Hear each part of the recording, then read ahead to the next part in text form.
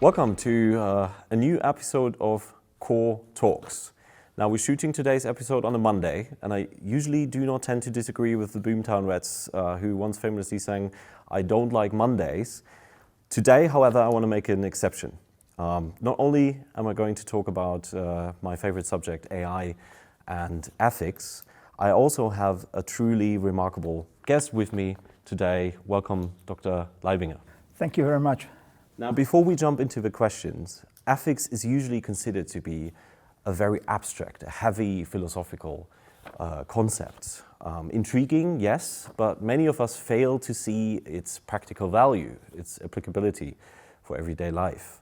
However, nothing could be further from the truth, because ethics is essentially about making better decisions. It's about navigating complex environments, about concepts such as bias or fairness. It is about guiding policy or defining accountability. So who better to talk to than someone who spent his entire career successfully managing complex environments and making decisions at the highest level of management? Dr. Lerbinger, in your experience, drawing on your experience, what are the biggest concerns that are usually associated with generative AI in banking? First of all, thank you very much for your very kind introduction. Now, trying to answer your question, I think it's important to set the scene. I think whenever we talk about banking, we need to realize that first of all, banking is about trust. If you don't get trust right, people will leave. In order to gain the trust of your customers, you need to get it right with ethics. If people don't believe you, that you're a reliable, fair counterparty, they will leave you. So in order to maintain your business, you need to get this aspect right of your business, first point. Second point, which I think is equally important, whenever we talk about banking, we need to understand IT is banking, banking is IT. And I first of all, and most importantly, believe that AI will be a key element for getting the IT infrastructure right for the bank. So you need to focus on IT, and you need to gain the trust of your clients. That's why ethics is a key issue for all banking executives. Now, finally, in this aspect, I need to believe that whenever we talk about this subject, it's important to divide this subject in two components. One is the customer-facing side of the banking business, and the other aspect is the non-customer-facing side of the business.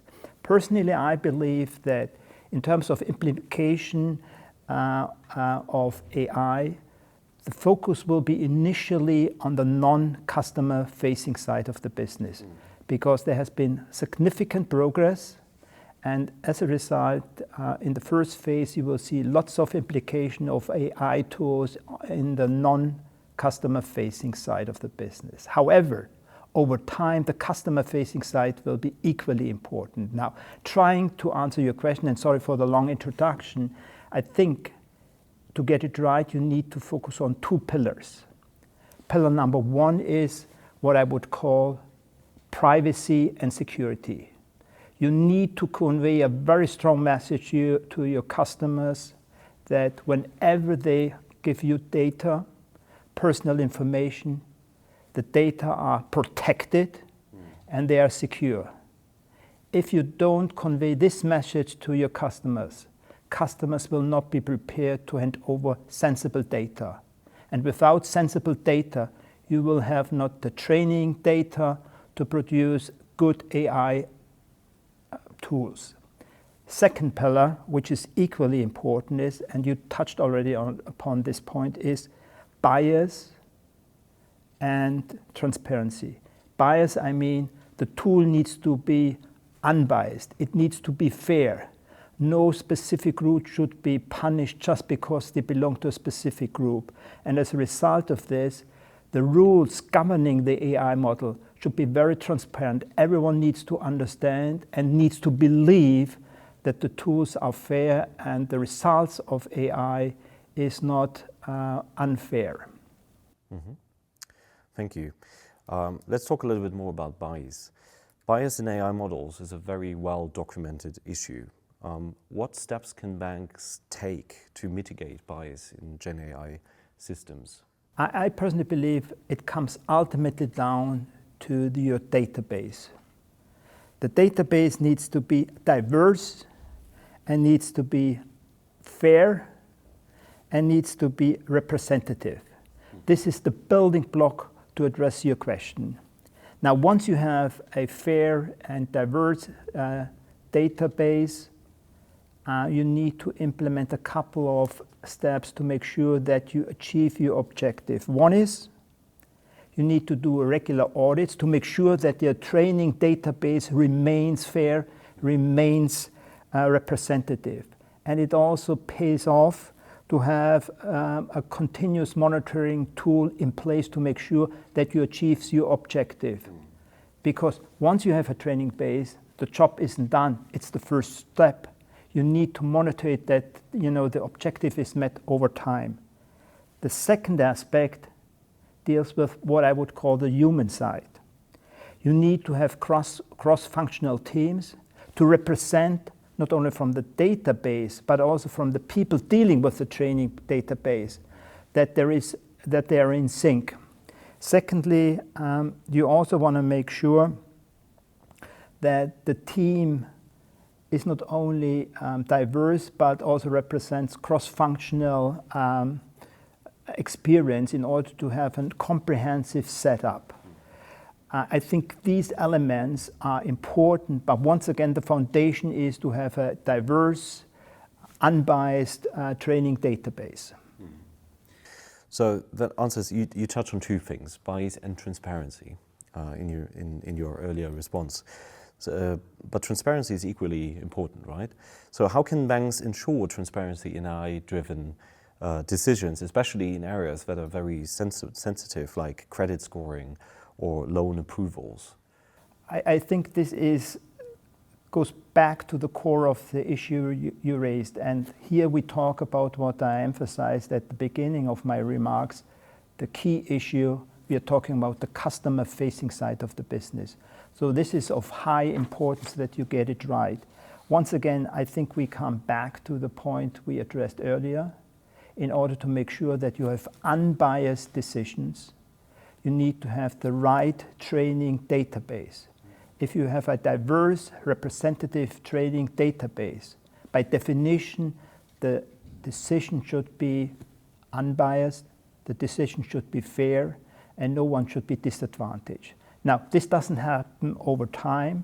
So once again, you need to make sure that as a result of your decision, as a result of your setup, you need to make sure that whenever there are critical issues, you can answer the questions in a transparent, in a fair way, which means the decision-making needs to be very transparent, there needs to be objective rules, and by doing this, you can convey a message that you are not part of a political agenda, but your decisions are fair and transparent. These are very big words, however, fair, transparent. Rightfully so, there's always also the question of do we leave it up to the banks, or do we need regulatory frameworks that basically guide those decisions? So in your opinion, to what extent do regulatory frameworks already address the risks that are associated with GenAI in banking, and are they sufficient?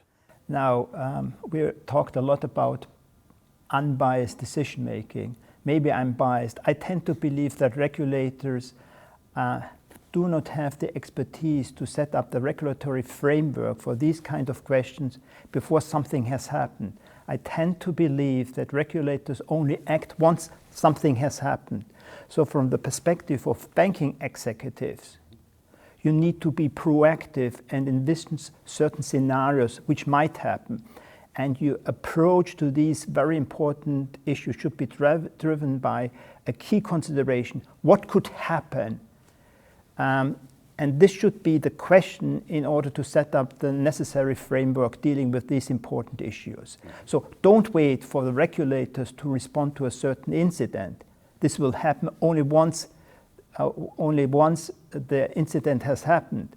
But then the damage has been done in terms of your reputation, the bank's reputation, and the trust you have gained and now lost. So you need to be proactive, but you shouldn't overdo it at the same time.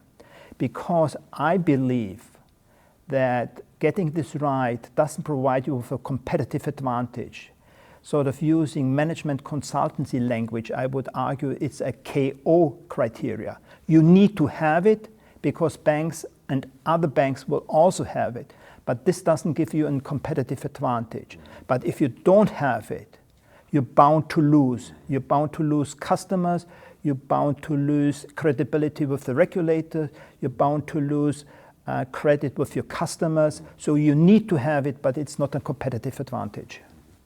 So basically, it's something that where you argue for. Let's not wait for the regulators to do it, because essentially it's something that customers will demand, right? So looking ahead, what do you think the future holds for ethical AI adoption in banking, and what are the key priorities for responsible AI governance? That's very, very difficult to say. I think this will change over time. Partly as a result of whatever happens with AI. That's the first aspect. Secondly, I think one needs to be also absolutely honest about this topic. Just look at the current situation in the US about the pushback you currently see in the US from the US administration. So don't be under any illusion to think it will be implemented in a kind of neutral space. There is always the political background of, what is the current idea about diversity and so on and so forth. And this topic will gain importance or lose some importance depending on the political circumstances. But leave aside the political aspect. The key element is you need to maintain the trust of your customers. Yeah. And if you lose this one, then you will be out of your business.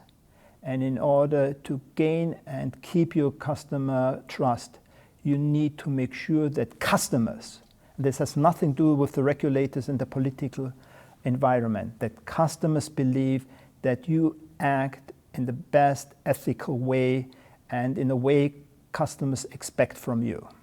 Perfect.